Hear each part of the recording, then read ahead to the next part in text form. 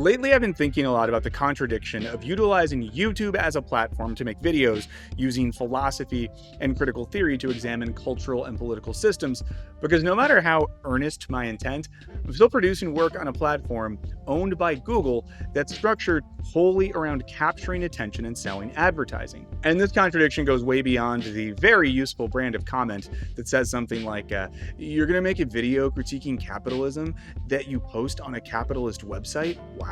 It creates a situation where I'm having to balance my creative and intellectual goals with things like clickability, audience retention, and trending topics. You know, it's hard to square all of this with my goal of educating and entertaining people from a philosophically informed leftist perspective. And you know, thinking about all of this has made me wonder if this whole project is really sustainable in the long term. And it's not just me, as many of the most successful creators in the YouTube philosophy space are having all sorts of problems. ContraPoints, arguably the most successful philosophical voice on YouTube, recently alienated huge portions of her audience with a statement on the genocide in Gaza that made Miss Rachel look like Trotsky by comparison. Shout out Miss Rachel. And after a series of videos on Nietzsche that garnered both good faith and some very bad faith critique, PhilosophyTube released a video calling into question the very goal of making philosophic video essays. There's education and there's YouTube.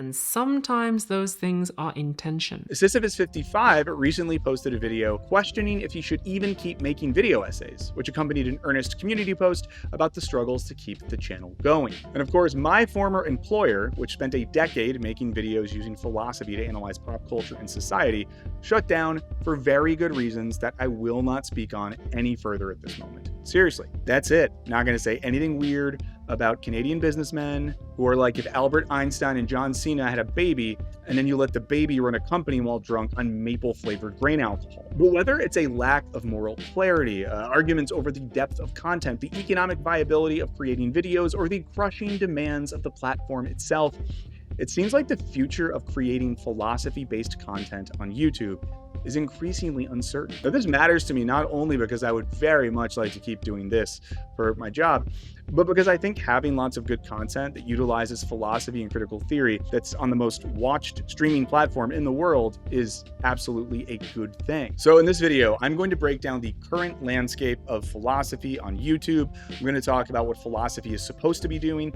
and how that contradicts with the aims of YouTube. Then I'm going to explore where I think the possibilities and problems are for the future of making smart stuff on this platform. While I'm going to focus mostly on explicitly philosophical channels, I do think that this discussion is relevant to educational and political content more generally. And because I am first and foremost a fan, I spoke to some of my favorite philosophy creators on YouTube about these questions. And I'm going to include some of those interviews throughout so you don't have to just listen to me talk the whole time. Okay, so there's a ton of channels out there that use philosophy to varying degrees, and of course lots of channels that fall under the BreadTube moniker that rely on left-leaning philosophical concepts. And while there's not time to list every single channel doing philosophical analysis, we can get a better sense of things through a bit of digital cartography. So let's break things down into a few categories, shall we? Now, one category of philosophy YouTuber is what I call the professors, because these are former or current academic philosophers, usually with formal graduate school training, trying to bridge the divide between professional philosophy and entertaining videos. A related category is what I might call the star students. These are folks who either formally studied philosophy or maybe are still in school, or are just autodidacts who put their passion for philosophy into making very good content. Then there's the artists. These are people that use creative filmmaking and performance styles to make philosophy content. And then there's the skeptics. They're usually, but not always, English guys using philosophy to critique things like religion. One thing that I'll confidently say about all of these creators is that they're all clearly trying to make genuinely educational and engaging content. Now, this doesn't mean that their work is perfect, but I think these folks have built loyal audiences precisely because folks feel like they're passionate about what they're doing and they want to support them in it. You know, another commonality amongst many of these folks is that they acknowledge the tensions that exist between their educational aims and the addictive and extractive aims of YouTube as a platform. It's worth noting that many of the more successful of these folks have built out so much direct financial support from their audiences that they don't even need to take sponsors on videos, which gives their videos an added air of philosophical integrity. Now, if I had to put myself in one of the categories that I just mentioned, I guess I'd have to be a professor, as I'm a former academic philosopher with a PhD who's published some research. And I went to grad school in the UK, which meant that I spent a big chunk of my 20s traveling between the US and the UK and attending philosophy conferences at universities in Europe, which was both super fun and a total pain in the ass because it was almost impossible to use my phone in the UK, which meant paying for a separate mobile phone. But then if I went to a conference in the Netherlands, I'd have to wait in line outside the airport to buy a sketchy SIM card so that I could maybe send some text messages to find out where the grad students were drinking that night. Friends, let me tell you, the grad students were always drinking. But thanks to this video sponsor, Saley, I will never again have to worry about getting lost in Aarhus or finding the best coffee in Galway. Now, Saley is a digital SIM card that allows you to use your phone in over 200 countries around the world, giving you full access to the internet, whether you're, on a bus in Thailand or hiking in Portugal. And with my current work being very dependent on internet access, it's nice to know that on my next trip, I can quickly check in with my channel and team without having to waste time finding Wi-Fi somewhere. And because Saley is an eSIM app, you can download it directly to your phone without having to wait in line at an airport kiosk to buy a SIM card, which may or may not work, which is the last thing that I want to worry about after sitting through a 15-hour flight. And it's all super simple. All you have to do is download the app on any iOS or Android device. You buy a plan in one of over 200 destinations, and you simply install the eSIM on your phone. Now, the eSIM will be activated as soon as you land, so you can figure out the cheapest way to get from the airport to your hotel or update your dating apps, so you can try to fall in love with a mysterious Italian whose father definitely isn't in the mafia. Now, unlike traditional travel SIM cards, Saley's security features mean that you can browse safely and securely no matter where you travel. And this is especially helpful as you don't have to be dependent on public Wi-Fi networks, which are often super insecure. Like, I spent way too much time in my 20s trying to get my phone on the Wi-Fi at a weird British pub so I could send a Facebook message to a girl in America to see if she still wanted to kick it in a few months. You can use Saley on any iOS or Android phone, and they're going to give you a full refund if for any reason your device isn't compatible. Now, I'm planning to travel abroad pretty soon. If you have suggestions, let me know. I'm kind of leaning towards either Ireland or Denmark, and I'm absolutely going to be using Saley so that when I show up, I can stay connected and, if necessary, search for ways to say, "I'm so sorry, I thought this was an open-air bathroom," in various languages. Now, if you're planning to travel anytime soon, download Saley right now on your phone. Phones look like this, or kind of like this. I promise you're not going to regret it. And when you do, you can get an exclusive 15% discount on Saley data plans by using the code BURNS at checkout. So download the Saley app or go to http://saley.com/burns and let me know where you're going to travel after you download Saley so I can live vicariously through your adventures. And thank you so much again to Saley for helping us make this very long video possible. Okay, well, the folks I just mentioned all seem to be doing it for the love of the game. There are others who, I think seem slightly less committed to philosophy and maybe more committed to blowing up their channels and building brands. There's a growing trend of folks who use ancient philosophy, in particular Stoicism, to create content that straddles the worlds of philosophy, self-help, and bro culture. This isn't completely new. The School of Life has been doing the philosophy as self-help thing for years. The most notable creator here is Ryan Holiday, a former marketing guru who has created an entire industry that uses Stoicism to help people live happier and more productive lives. His work's been especially popular with aspiring Silicon Valley types. While some want to use philosophy as a tool for success, there's others who want to wield it as a weapon. These are the debate lords, folks that use philosophy as a set of tricks and tools that they can use to win arguments, specifically in the online debate space. These days, we could almost think of Jubilee as a jobs program for some of these folks. And same with xenophobic what's the problem with xenophobic nationalism? Don't you think that's better for Americans in general? Adjacent to the debate lords are the smart guys. To use toxic internet language for a second, they're basically beta bros who attempt to use philosophy to posture as alphas of the mind. Rather than encouraging curiosity, they aim for a type of social recognition and superiority as the ones who truly understand what the philosophers actually mean. They're doing a type of intellectual gatekeeping without the power or influence to actually intellectually keep the gate. The thing that has annoyed me about YouTube philosophy in general, right, is there are a lot of channels and then commenters who I think sort of reciprocate, where they think like if you say it with enough confidence, it shows that you've read it better and that you've read more of it. And the truth is, someone put out Amber Frost rule here, but yeah, everyone is lying about how much they've read. That's almost certainly true. Everyone's lying about how much they understand, almost certainly. And they are, I think, in large part kind of imbibing a certain interpretation of certain figures and then just repeating it and hoping that nobody kind of calls them on it. And if they do, you can just say, what, you don't understand Nietzsche or something? Now, what separates these creators from the ones that I previously mentioned is that the latter group is making work that seems to at least loosely align with the aims of philosophy as a discipline and a methodology, while the former group is mostly not. Okay, so let's now talk about what philosophy is and what it's meant to be doing. Video essayists that claim to be doing philosophy or using philosophy in a sincere way, I think a lot of what they're doing is performing their moral superiority to others, and they're inviting the audience to partake in identifying with that moral superiority. I think that's the service that a lot of people's YouTube channels actually provide, is not giving tools or like educating or whatever. I think a lot of it is just people being on screen being like, hey, we're better than other people, right? And because you're watching this, that means you're better. Who said this? The thing is Brad Trammell. He calls it like literalism, like some kind of like aesthetic literalism, which is that like, you know, I watch content that contains people being morally good. And because I watch that, that means I'm morally good. Now, I spent years teaching intro to philosophy courses at various universities, often hungover, exhausted, or both, once while coming down from a mild hallucinogenic trip. And early in my courses, I would usually share some cliche slogans to explain what philosophy was. The most obvious starting point was to remind students that the word philosophy literally means a love of wisdom, which I would contrast with a like of knowing stuff, as the philosopher is less a thing knower and more someone with a passionate desire to seek out truth and meaning. Now, another classic is a line that Socrates dropped while on trial. His version of, if the glove doesn't fit, you must acquit. He said, the unexamined life is not worth living. And I think that that line captures some of the human stakes of philosophy, as for Socrates, a life without self-examination and the examination of the world around us is one that's not even worth living. This is why Socrates also said that the point wasn't just to simply live life, but to live a good life. I'd often end my run through first day of philosophy class cliches with another line from Socrates. For this is an experience which is characteristic of a philosopher, this wondering.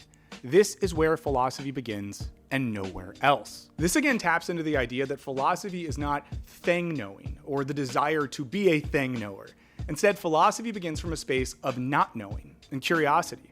Wonder is the affect that accompanies experiences we don't understand or can't fully make sense of, even though they're beautiful or compelling or even a little bit scary. And I think this is important to remember because wonder is more likely to create a sense of dialogue and community than the desire to know stuff or to be the smartest boy. I'll give you an example here. I recently saw one of my favorite bands, Wilco, play an amazing show in Chicago. And they played this song called Quiet Amplifier, which is a weird ambient noise track that they've barely played live before. Now, up until that point in the show, I largely kept to myself, but during Quiet Amplifier, I ended up connecting with some other fans around me in a shared sense of wonder and delight. And none of us were saying, you know, actually, this is the first time they've played this live in Chicago. We were just in awe that it was happening and eager and excited to share in that experience. And at its best, I think philosophy is more about that sort of shared wonder than it is being really good at individual trivia. Now, another philosopher famous for quotes that haunt the brain of Philosophy 101 students is René Descartes of I think, therefore I am fame. Now, in his Principles of Philosophy, Descartes describes the work of the philosopher like this. Now, in all ages, there have been great men who have tried to find a fifth way of reaching wisdom, a way which is incomparably more elevated and more sure than the other four. This consists in the search for the first causes and the true principles, which enable us to deduce the reasons for everything we are capable of knowing. And it is above all those who have labored to this end who have been called philosophers. Now, this search for the first cause and first true principles of everything might sound a little Stephen Hawking adjacent, but I think the search aspect is really important to emphasize, as the philosopher is the one with the desire to search, to keep asking, to keep digging deeper. Think about the curious child who keeps asking why when you're trying to explain something to them. I think often they're doing that because they're trying to dig deeper and get down to some first cause or true principle. Other times, though, they might just be acting like little bastards. The pestering why of philosophy isn't meant to annoy. It's indicative of the desire to dig deeper and figure out what's really going on at the core of various types of knowledge and social practices. But Descartes' brand of rationalism can introduce a risk of philosophy becoming a wholly cerebral enterprise. Something you can do just sitting in a room alone as your mind journeys towards the center of everything. The empiricism of Scottish philosopher David Hume is a nice balance here, as he offered a reminder that our philosophical thinking needs to keep a foot in human reality and social experience. In his book, An Enquiry Concerning Human Understanding, he writes, "Indulge your passion for science, but let your science be human, and such as may have a direct reference to action and society. Be a philosopher, but amidst all your philosophy, be still a man." Basically, let the spirit of wonder and the desire to search for first causes motivate your philosophical thinking, but make sure that the end result of this thinking involves your own humanity and the humanity of others. Don't let thought be an end in itself. Now, I'm confident that at least 17 of you just thought of Marx's 11th thesis on Feuerbach, which says the philosophers have only interpreted the world in various ways. The point, however, is to change it. While Marx did, of course, want philosophy to help fuel the revolution of the working class, which, to be clear, absolutely rips, he wasn't really breaking with the spirit of Greek philosophy, in which our goal isn't just understanding things, but living a good life and creating a society that engenders virtue in others. Also, I want to note that there's a whole other tradition of analytic philosophy, which defines philosophy in slightly different terms, but that's not really my area of expertise or interest, so I'm just gonna keep moving in the direction that I would like to go. Now, I'll quickly share a definition of philosophy that's offered by contemporary philosopher Alain Badiou, the rare philosopher who, at least at the time of this filming, is still alive. Now, Badiou argues that philosophy is a particular kind of discourse that engages with the conditions of truth, without necessarily attaching itself to any of those conditions. Now, for Badiou, there are 4 conditions of philosophy: art, science, politics, and love. And he thinks that truth occurs under these conditions, but that those conditions in themselves aren't doing philosophy. So, for example, when an artist creates a work that expresses some sort of philosophical truth, it's not because the artist was doing philosophy, they were just doing good art. It's philosophy's job to locate truths that occur in these conditions and then understand their conceptual implications. This might sound distinct from the earlier Socratic definitions I mentioned, but in a sense, it's largely just a re-articulation of those Greek understandings. Because the philosopher, in a state of openness to wonder and novelty, is aware that truth occurs in art, science, politics, and love, and that when something happens, a real event in which a truth emerges, the philosopher strives to make sense of both the truth and its implications for the lived subjectivity of human beings. And just to be clear, this was not intended to be a comprehensive historical survey of the concept of philosophy, but I think that the thinkers I mentioned and the examples that I just gave can help give us a sense of what philosophy is meant to be doing in its ideal form. Okay, so to synthesize a lot of this into my own words, I think that philosophy is a discourse capable of destabilizing things about ourselves and the world that we previously thought we understood. In the process, creating a renewed sense of wonder that allows us to further our understanding of ourselves and the world via new language and concepts. And it does all of this not just for the intellectual gratification of the individual philosopher, but for the sake of creating concepts that can be used by humans to change the world for the better.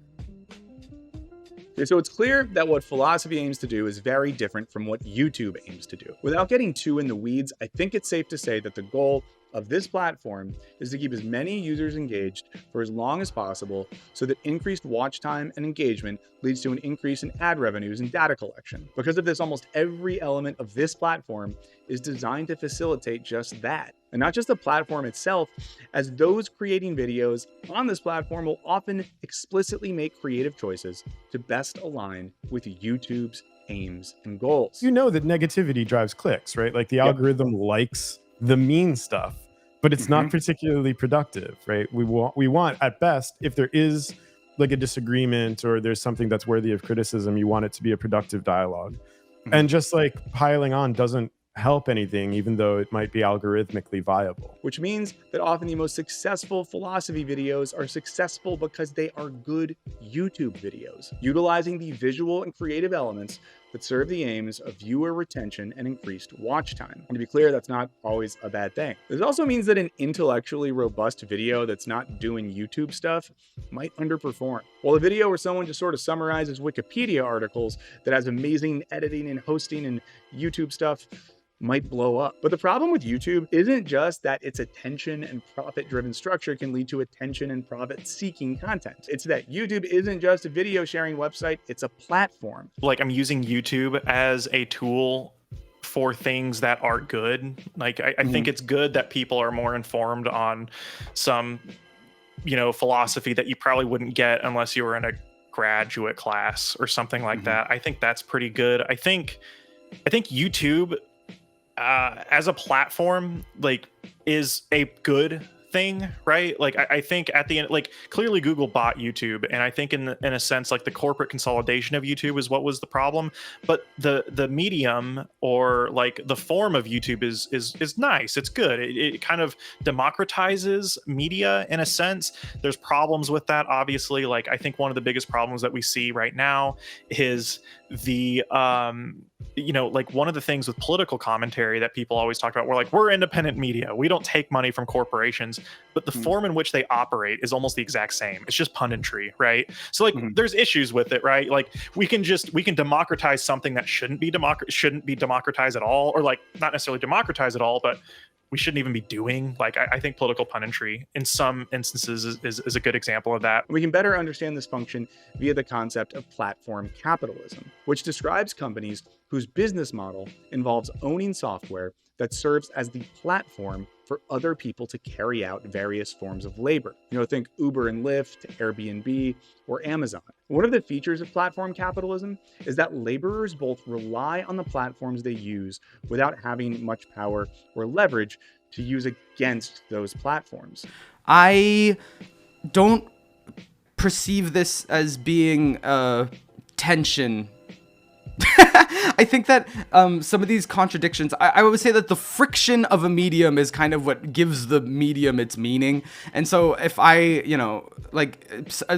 this idea that other YouTubers have sometimes where it's like, if you want the uncensored version of this, or like the version where I didn't have to work around all the copyright stuff, you want the real version of my video essay, come to my streaming platform Nebula or whatever.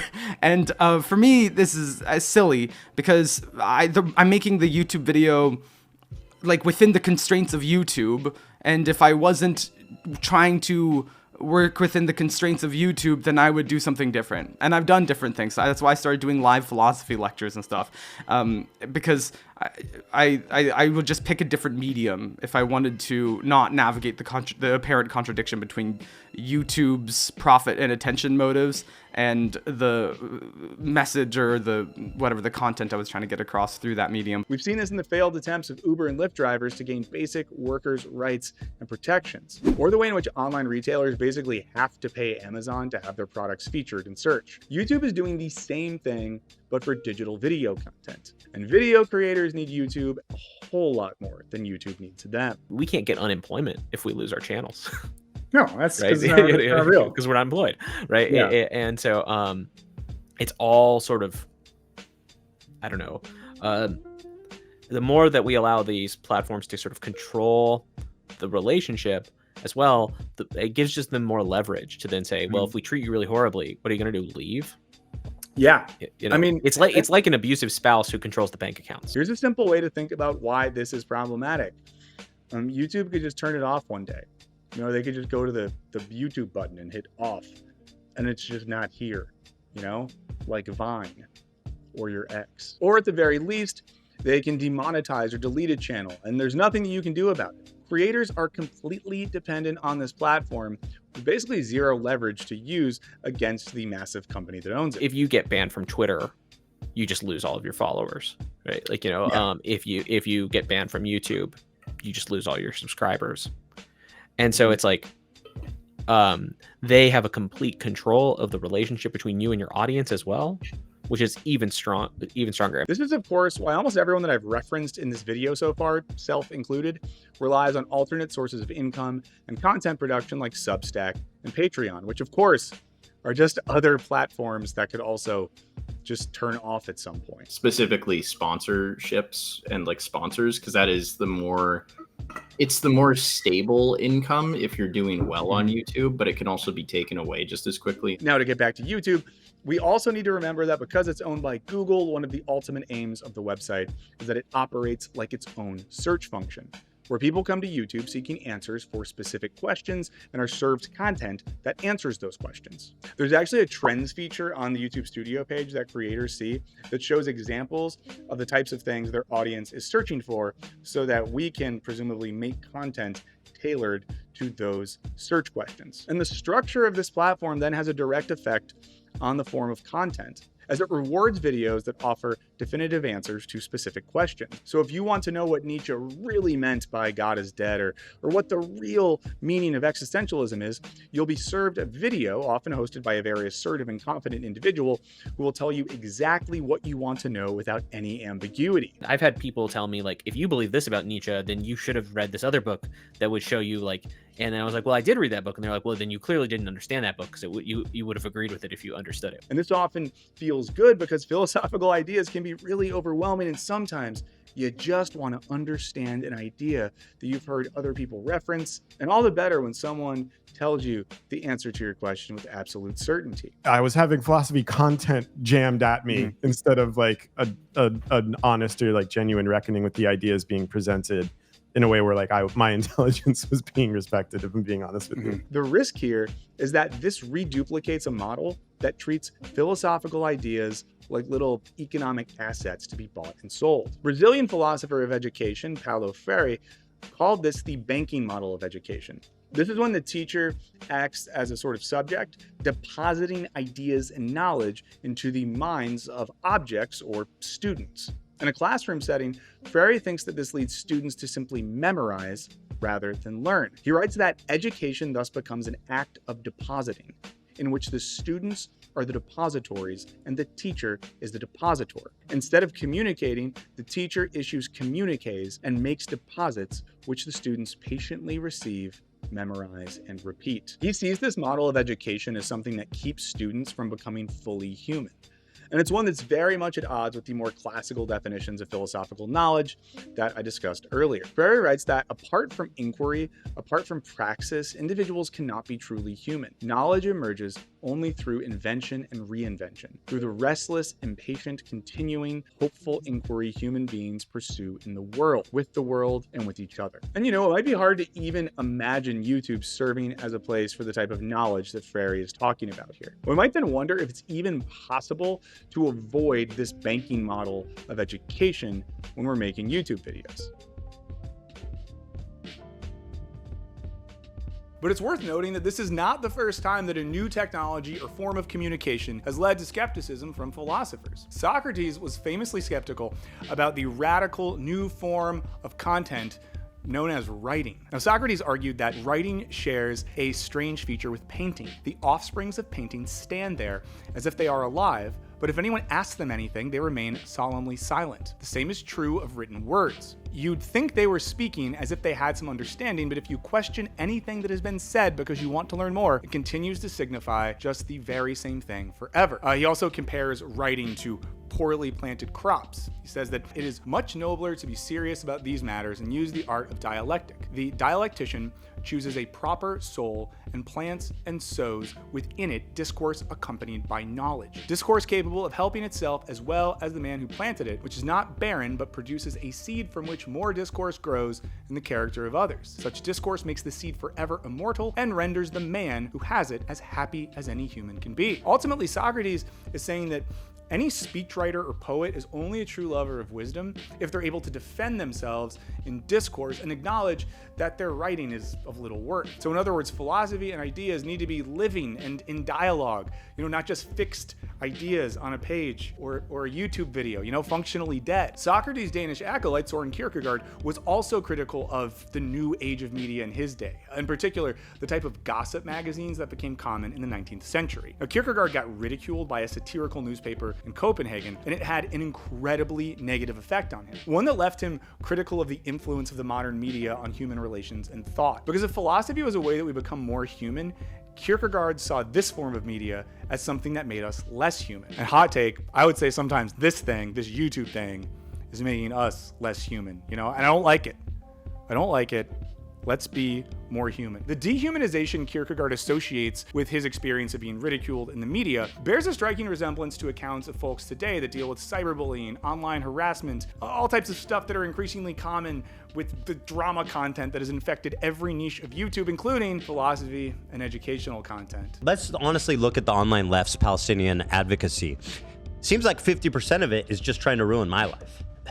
And I don't really see how that's saving any Gazans. Now, around this time, Kierkegaard wrote a short text called The Present Age. I recently put out a whole video just on this book, so check it out. And in that book, Kierkegaard critiques the growing media culture of his age for leading people into a cycle of reflection by which they're caught up in thinking about things to the point that they no longer want to do anything. For a revolution to happen, you do need to get outside of the kind of realm of like mass media, for example, or what we consider culture, because culture is informing a lot of these beliefs. Like if you still need a Twitch account to watch your favorite left-leaning content creators, like you're still funding the thing that you're against. And he thinks this culture of reflection leads to a sense of envy and separation among people, as opposed to any sort of shared and human project. And ultimately, he sees the spirit of the media of his day as counter to the spirit of philosophical thought, which is about actualizing ideas, not simply reflecting on the ideas presented to you by others. Now, in the 20th century, critical theorist Theodor Adorno was super cranky about what he called the culture industry. According to Adorno, the culture industry intentionally integrates its consumers from above. To the detriment of both,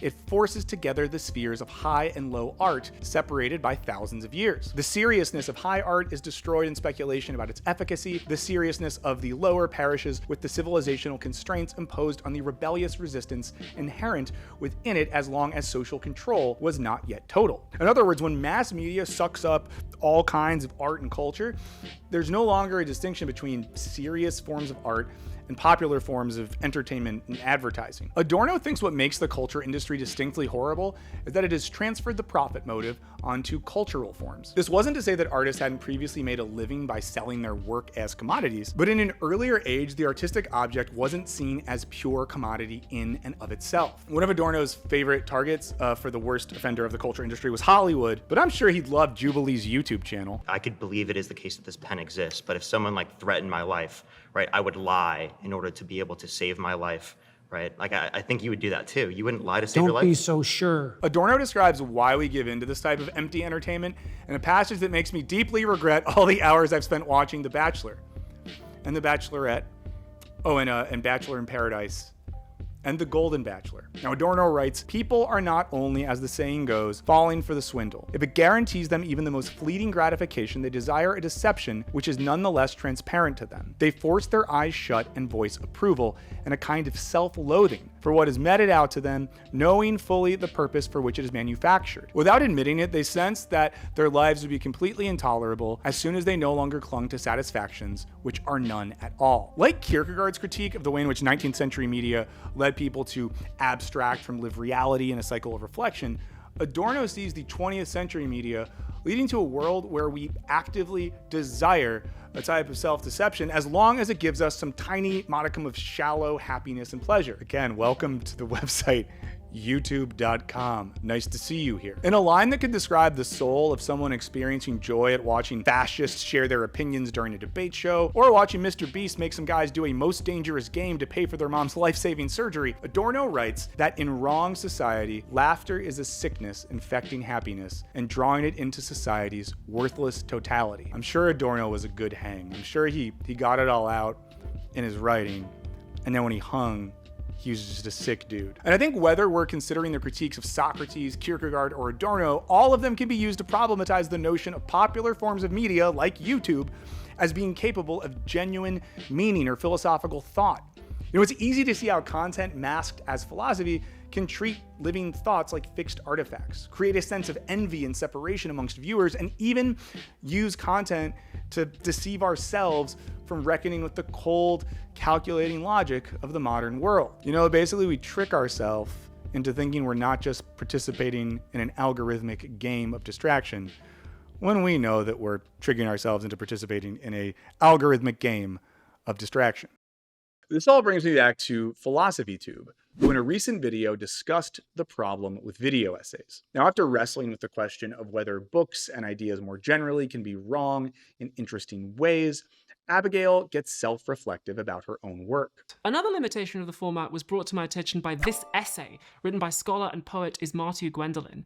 They say that video, this thing that you're watching right now, is a really good medium for hooking people's emotions, but it's not so good at stimulating critical thinking compared to, say, reading? Ultimately, she lands on the idea that when transporting philosophical ideas to YouTube videos, there's always something that doesn't quite translate. I never considered that by adapting philosophical texts into videos, something might be getting lost in translation.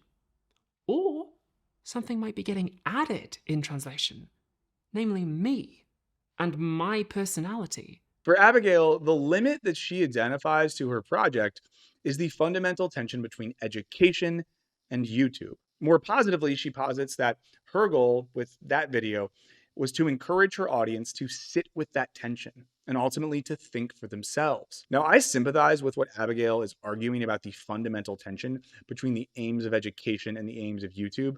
I've been trying to get at some of that throughout this video, but I do think that the translation issue she gets at might actually be more of a pedagogical opportunity than it is a problem with communicating big ideas. This is an idea that Kierkegaard explores in his discussion of Socrates and Christ as two models of the teacher. Now, for Kierkegaard, Socrates doesn't represent a teacher as some sort of cashier in a banking model of education. Instead, the teacher is the occasion for the student to realize and experience truth for themselves. In this way, the teacher has a relational nature. They help destabilize the learner so that they can reintroduce a sense of wonder, so they're able to think for themselves. And that way, again, education isn't about giving someone knowledge so that they know things for sure. It's about creating an experience so they can be reacquainted with wonder and curiosity. So in this way, the teacher creates the conditions for thought, but they can't think for you, nor should they attempt to think for you or tell you precisely what to think. And in this way, the learner is treated as an active subject rather than as some objective receptacle for knowledge. And this all brings us back to Paulo Freire. When critiquing the banking model of education, he offers a constructive and liberatory alternative, which he calls problem-posing education. Like Kierkegaard, he poses education as a relational process, in which the conversation between teacher and student is a fundamental part of learning. And again, like Kierkegaard, Freire thinks that problem-posing education is reflective of the fact that humans are in a process of becoming. We're constantly growing, learning, and transcending, so learning needs to reflect that aspect of our own humanity. And Freire adds a nice little Marxist tinge to what we've seen in Kierkegaard, because for him, problem-posing education is a humanist, liberatory, revolutionary praxis, one that can help inform a fight against oppression. In his book, The Pedagogy of the Oppressed, he writes that true dialogue cannot exist unless the dialoguers engage in critical thinking which perceives reality as a process, as transformation, rather than as a static entity. Thinking which does not separate itself from action, but constantly immerses itself in temporality without fear of the risk involved. And I don't want to set too high of a standard for those of us who are making philosophical content here on YouTube, but I think we can learn a lot from Kierkegaard and Freire in thinking of ourselves as teachers, and teachers whose job it is to create an occasion, to create a conversation, to create the conditions in which people can experience wonder. You know, our job isn't as much to tell people what to think or how to think than it is to invite them into some sort of journey or dialogue of thought. You know, our job should be to destabilize people's everyday understanding of things, to reintroduce wonder, to help folks think about stuff in a different way. I know it sounds a little ambitious, but maybe striving for that is better than the alternative. And this is why I do think that what Abigail describes as a problem could potentially be the very space where philosophical activity can happen on this medium. Okay, so where does this all leave us? Is there some magical solution by which we solve the contradiction between philosophical education and YouTube's algorithmic hunger for attention? Before we can answer that, I think we need to acknowledge the realities of the situation. The first is that public intellectuals and their grifter variants aren't going anywhere. People are going to continue making content that promises some level of educational value and that utilizes philosophical figures and concepts to do so. YouTube as a sustainable endeavor is becoming increasingly more difficult, as you probably know as well. You make less and less money as time goes on. But I hope that we get just more new creative stuff, I suppose.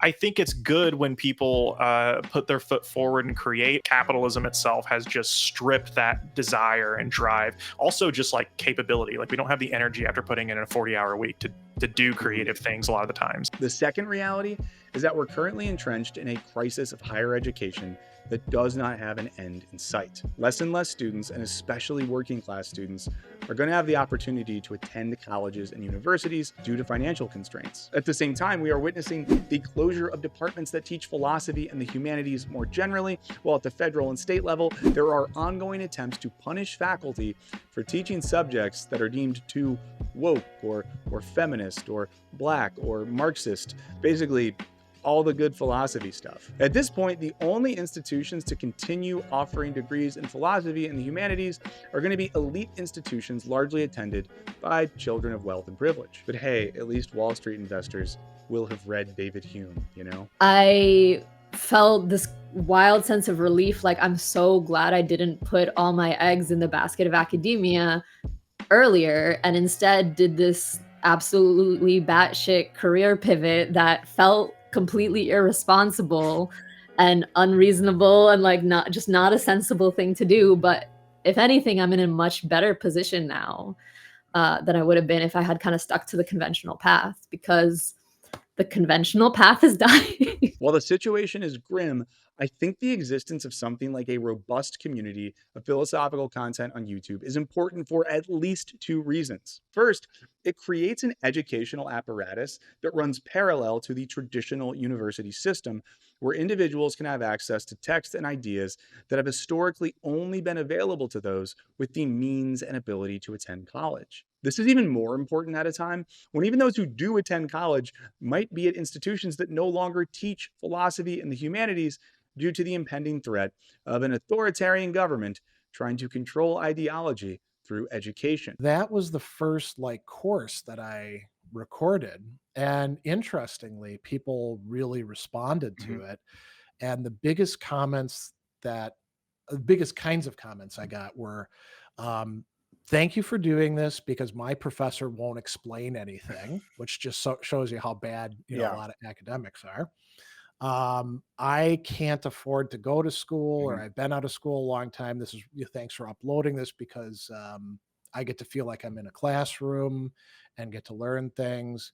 And then, people would have more focused questions on okay, so you're saying this, what does this mean? And then you interact with them, right? It was very, very cool to get to answer questions and deal with comments and stuff like that. This makes it more valuable than ever when folks with a background in philosophical teaching and research view YouTube as a platform worthy of their time and effort. At the same time, right, there is a genuine possibility for the democratization of understanding knowledge and knowledge production through these technologies. And this stuff gets into more people's hands, into more people's heads than was probably possible even just a few decades ago.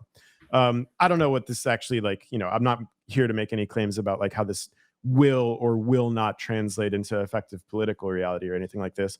But I think it is a good thing that a lot of people who maybe weren't going to go to college and study philosophy are listening to a show like mine or like yours and encountering these ideas in a way that's genuinely open-minded and creative.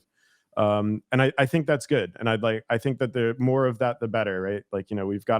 We have our adversaries. The reactionaries are pumping out content too, and we can at least kind of try to help them out combat these ideas with better ones. And an alternative space to create intellectual work. Second, I think that this encourages the larger project of cognitive mapping as outlined by Frederick Jameson, who we're currently reading in my reading group over on Patreon. As I've talked about in recent videos, cognitive mapping describes a type of spatial analysis which shows the totality of class relations on a global scale. This means a type of system by which we can understand our place in the global system and see the connections between things we might not otherwise see as necessarily related. Broadly, we are all like living under neoliberal hegemonic capitalism, and it's like this is it's more kind of like, okay, how much more can we chip away at this without necessarily also encouraging it or promoting it. And I know from personal experience that many folks are drawn into philosophy channels on YouTube to try to make sense of why their jobs feel so terrible, or why the world feels like it lacks a sense of justice, or why it's just so hard to find happiness in this life. People have a genuine desire to understand the world that we live in, and well-made philosophy videos can offer something to help them get there. I often think of like philosophy. There's a lot of like things if you want to talk about like what the value of it is, but I think one of the primary values is like giving you the words to say something that you can already kind of recognize. Yeah, Like it gives you the vocabulary to make sense of your own experience. But there's also a real danger in having one of the main points of access to philosophical ideas outside of the university be a platform like YouTube. I am an immigrant. I'm speaking from personal experience. Get the hell out. I don't even like... I should get the hell out. Yes. Why? I don't want you here. That's because, like all digital content, the logic of YouTube encourages drama, anger, and rage-based content. Creators are rewarded with views and monetary gain for angry takedowns or the perpetuation of fear and political resentment. I don't associate with other YouTube philosophy people generally and other video essay people generally, because I think the barrier of entry is zero, and that people aren't required to hold themselves accountable to any journalistic or philosophical or academic or intellectual standards, basically. So it's like a space that is very rife for, I don't know, anything.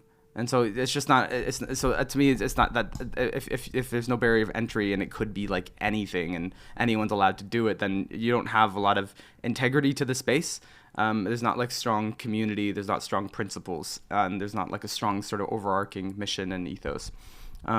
Yet I do think that the future is integrating humor and individual passion and rhetoric and charisma into academia and intellectual pursuits. I don't really believe in trying to keep those things separate. The worst part of this is that it leads to content created by people who I really imagine at some point had a genuine passion for philosophy and big ideas, but that now are simply reduplicating the very spirit of individualism, cruelty, and competition that's at the heart of the logic of capitalism itself. Folks like this are basically just the spirit of the algorithm come to life. And because of that, they're often rewarded by the algorithm for their unholy sacrifice. Why are we fighting? Like, what is the ultimate goal here, if not sort of coming to try to some kind of mutual understanding and collaboration that's hopefully going to be positive and generative? And just like the culture of, debate bro, or like, the philosophy conference guy who just like wants to win is, it's pathetic. It's deeply insecure. First of all, it's coming from like a really sad little place where it's like, at end of day, what have you, did you do it? Did you beat that guy in the God argument? Did you win? How much is that really giving you? Is that spiritually nourishing? And even those who are very aware of the insidious logic of the algorithm have to constantly fight the temptation to give in just a little bit more in hopes that it'll make their channels more successful and more sustainable. This is, of course, made even harder in an era of economic scarcity, when so many seemingly successful content creators are scrambling to diversify revenue streams to be able to make a living and pay their teams. This leaves us in the middle of the contradiction between the demands of YouTube, which are ultimately driven by the logic of capital, and the desire to create philosophical work that's confrontational to the spirit of capitalism. And I think it's ultimately something that every philosophy creator has to navigate for themselves in terms of how they make sense of their own project. When I talked to Jared Henderson, he had some interesting thoughts on this problem. Yeah, I think of myself as like a virus inside of YouTube.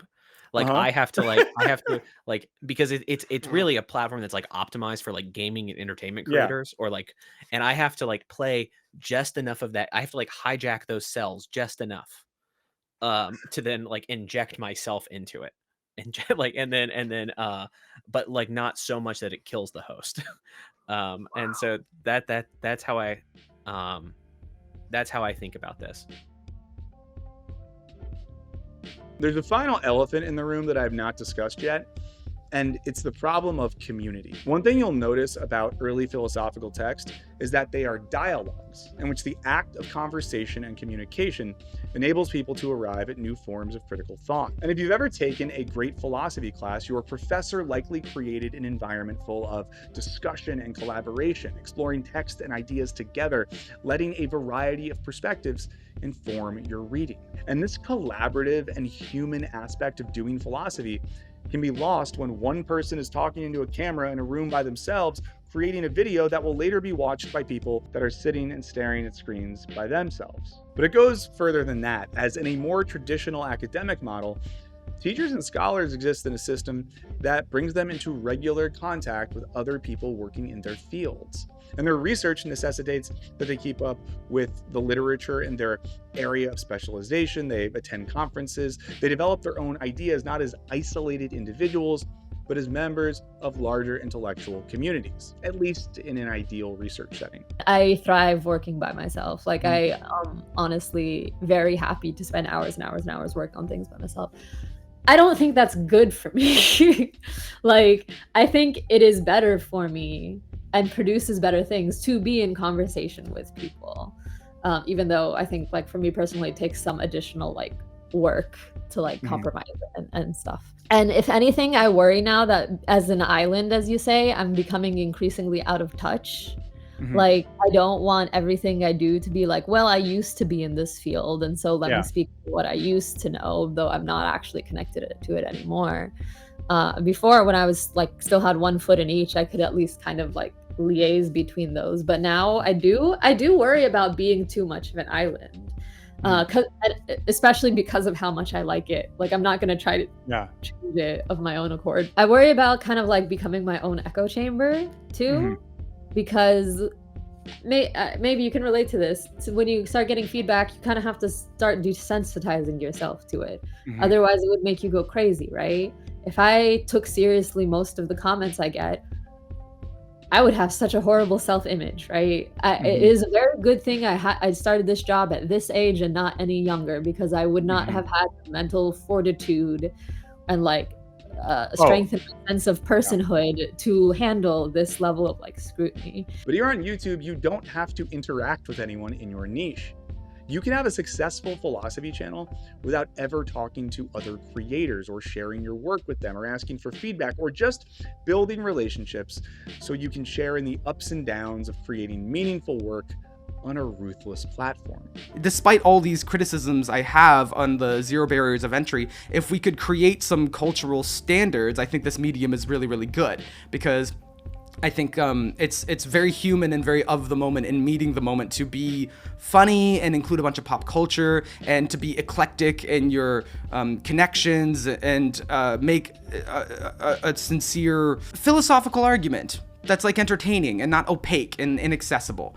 I think that there's a lot of need for communicators of ideas. So to really make the project of Philosophy YouTube sustainable and to create some human barriers against the all-consuming fire of algorithmic logic, we need to find some ways to better engage with our own audiences and communities so that we're encouraging a type of active and dialogical learning, while also working as creators to support each other creatively and personally. Now, I'm not saying that if enough of us join together, we can start a YouTube Philosophers Union and take down the system, because we can't. But we might be able to strengthen each other and our communities while helping to find ways to succeed without giving in to algorithmic slop. Because in a world where the Nelk boys are getting millions of views for having a chill hang with a war criminal, or where Jubilee continues to let Nazi dudes just kind of casually share their nuanced points of view. I'm for defending the traditional demographics of this country, which is majority white, and should stay that way. I think the least that we could do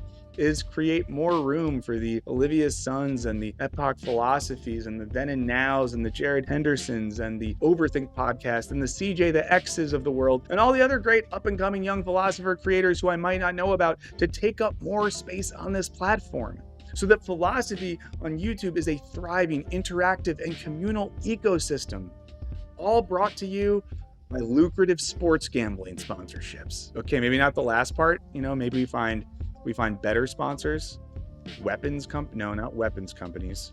But what would be a good sponsor for philosophy? Like the wine industry? Maybe that, coffee, books. Now, I must, of course, give a special shout out to my audience and community who have meant so much to me since I started this channel, and an extra special shout out to all of my patrons. We're currently in the midst of an ongoing Frederick Jameson reading group over there, so if you're interested in his work, consider joining us. It's been really fun thus far, and I'm trying really hard to make it accessible, even if you don't have a background in this sort of stuff. Of course, my patrons also make it so that I don't have to rely on having sponsors in all of my videos and can instead choose to work with companies that I feel good about. So in the spirit of this video, please do share your favorite philosophy creators in the comments. I know there's tons of folks that are probably making amazing work that I've never heard of, and I'd love an excuse to binge some new channels. I imagine you want to do the same thing. Thanks to everyone who took the time to talk to me for this video. I really appreciate it. And if you're thinking, but Michael, why didn't you talk to my favorite philosopher creator? There's a good chance that I emailed them and just never heard back, which is fine, because people are busy. I'm a stranger. They probably had better stuff to do. But I do love talking to folks who make philosophy and theory content on my stream and would love suggestions for anyone else you want to see me talk to. Okay, I'm filming this late at night and I'm very tired. So yeah, I'm going to go to bed now. This has been fun though. It's been really good hanging out. Let's do this again soon. I like this when we get together like that. But I think for now I'm going to, let's just kind of, let's turn these off. How do I do this? Yeah, I think it's time to call it a night. So, I guess I'll just go to sleep right here. See you guys later. Gotta sleep here in case I have an idea for more content,